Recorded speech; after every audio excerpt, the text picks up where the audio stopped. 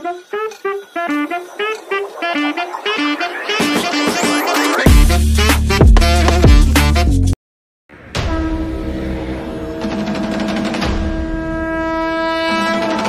Friends, welcome back to my channel. So thumbnail बघून तुम्हाला कळलंच असेल, आज आम्ही चाललो आहोत महाराष्ट्रातील एका ज्योतिर्लिंगाला, जे की आहे आपलं भीमाशंकर. पुण्याच्या जवळ असल्यामुळे हा प्लॅन इझिली झाला आणि मेन थिंग म्हणजे ज्याने प्लॅन केला तोच आला नाही. 5:30 वाजता आमच्या घरातून निघालो आणि वाकडेवाडी म्हणजे शिवाजीनगर नवीन बस स्टॉप आहे तिथे पोचलो. म्हणजे आम्हाला 6ची बस पकडायची होती. भीमाशंकर खूप फेमस असल्यामुळे तिथे खूपच गर्दी होती आणि आम्ही नेमकं संडेला प्लॅन केला होता, त्यामुळे तर सोने पे सुहागा. ट्रॅफिक खूप असल्याकारणाने आम्हाला थोडंसं अगोदरच उतरावं लागलं. मग आम्ही अजून चाललो, मग चालून थकलो आणि मग थोडंसं कणीस खायला घेतलं.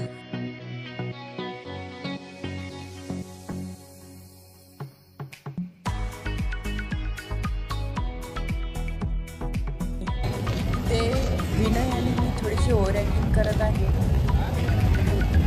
क्या एक्टिंग कर रहा है? वाह.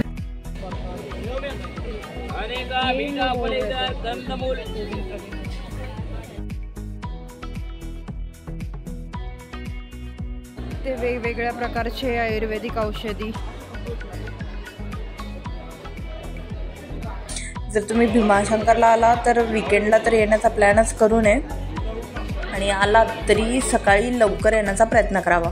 ही लाईन तुम्ही पाहू शकता. एवढी गर्दी बघून ऑलरेडी आम्ही खूपच भिवून गेलो आहोत. सो आम्ही ठरवलं की आम्ही मुख दर्शनासाठी जाणार आणि मुख दर्शनासाठी गेलो, तिथेही एवढीच गर्दी. मग लकीली आम्ही अर्धा तास लाईनमध्ये उभा राहून आम्हाला मुखदर्शन भेटलं.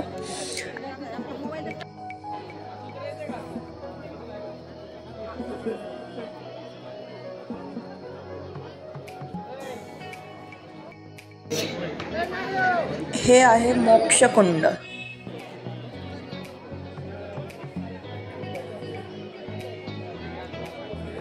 हा प्रकार एक मस्त आहे.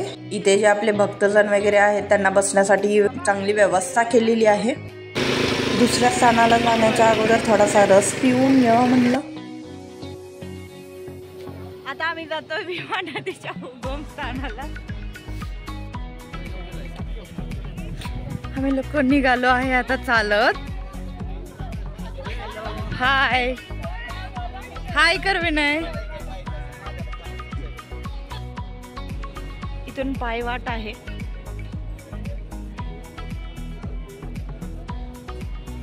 इथून ती रांग होती. आता आम्ही चाललोय. इथे आल्यावर तुम्हाला असा बोर्ड लागलेला दिसेल, भीमा नदी उगम स्थान पंचगादी मंदिर. इथून पायवाट आहे.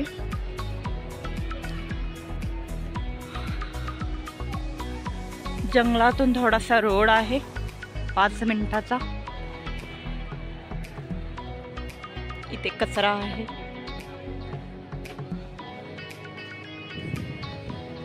तिथे पोचताच काही देवांची मंदिरं आहेत. सो तुम्हाला जाण्याच्या अगोदर तुमचे चप्पल्स वगैरे काय असतील ते काढून ठेवावे लागतील. इथून आत जायचं. तिथून मग आम्ही थोडंसं दर्शन घेतलं.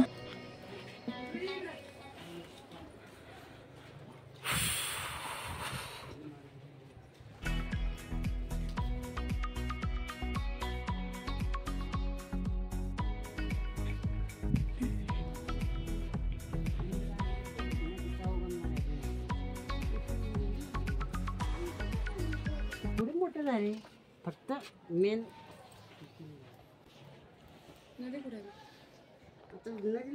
खालून वाहते नदी.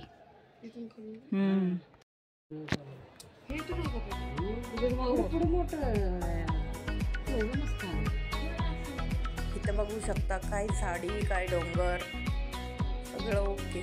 बस एवढंच येतं मला.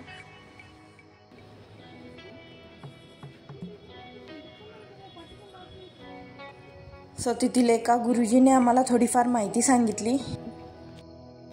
भीमा नदी उगमस्थान आहे. अजून